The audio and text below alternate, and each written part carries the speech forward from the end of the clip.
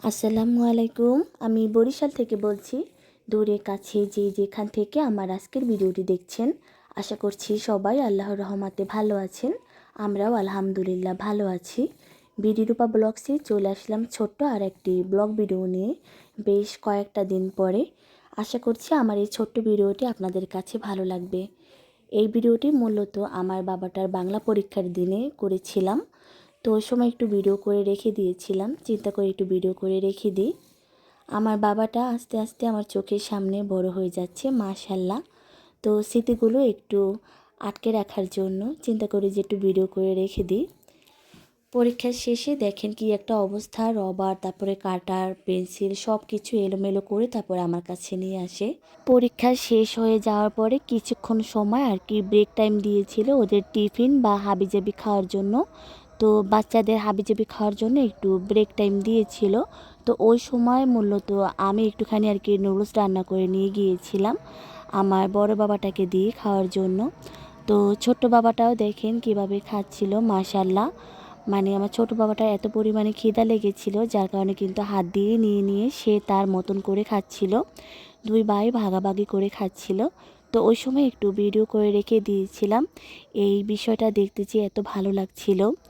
দুই ভাই কত সুন্দর করে ভাগাভাগি করে একে অপরকে খাইয়ে দিচ্ছিল, খুব ভালো লাগছিল দেখে, যার কারণে একটু ভিডিও করে রেখে দিয়েছিলাম। তো ব্রেক টাইম হয়ে যাওয়ার পরে কিন্তু ওদের আবার কিছুক্ষণ সময় ক্লাস করিয়েছিল পরবর্তী পরীক্ষার প্রস্তুতির জন্য, যেন পরের দিনের পরীক্ষা খুব সুন্দর মতন দিতে পারে। ক্লাস করার সময় দেখেন কি একটা অবস্থা, আমার ছোট্ট বাবাটা ওদের পাশে গিয়ে অনেকক্ষণ সময় বসে থাকে, কিভাবে ক্লাস করায় কিভাবে পড়ায় সেটা অনেকক্ষণ সময় মনোযোগ সহকারে দেখছিল। এই ভিডিওটি মূলত বিকেলের ভিডিও ছিল। তো আমার হাতের অবস্থা এখন মোটামুটি একটু ভালোর দিকে, এই অবস্থা হয়েছে দেখলেই বুঝতে পারবেন। তো ওই সময় আর কি আমার বড় ছেলে খাবার ভাগাভাগি করছিল, ওর ফুপু আর কি অনেক মজা পাঠিয়েছিল ওদের জন্য। তো ওইটা ভাগাভাগি করছিল যে ও কতটুকু খাবে বা ওর ভাইকে কতটুকু দেবে। তো আমি আবার জোরাজোরি করছিলাম যে বাবা এই চিপসের প্যাকেটটা ছেড়ো দেখি ভিতরে কেমন। তো ভিতরে লম্বা লম্বা টাইপের, খেতে কিন্তু বেশ ভালোই লাগছিল, আমাকেও কয়েকটা দিয়েছিল।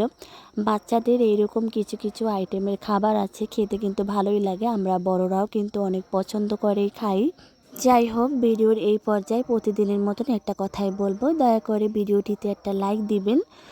আর আমার ভিডিওতে যারা নতুন ভিজিট করেছেন তাদের যদি আমার আজকের ভিডিওটির কোনো জায়গায় একটু ভালো লেগে যায় তাহলে একটা লাইক দিয়ে আমার চ্যানেলটিকে সাবস্ক্রাইব করে আমার পাশে থাকার অনুরোধ রইল।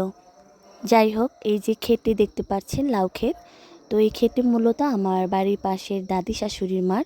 তো মাশাআল্লাহ লাউগুলো খুব সুন্দর লাগছিল দেখে, তো ওই সময় একটু ভিডিও করে রেখে দিয়েছিলাম। এরকম ক্ষেত দেখতে কিন্তু বেশ ভালোই লাগে, বেশ অনেক কটাই লাউ ধরেছিল। যাই হোক, আজ এই পর্যন্ত। ভিডিওটি ধৈর্য সহকারে দেখে নেওয়ার জন্য অনেক ধন্যবাদ। সবাই ভালো থাকবেন। আল্লাহ হাফেজ। আসসালামু আলাইকুম।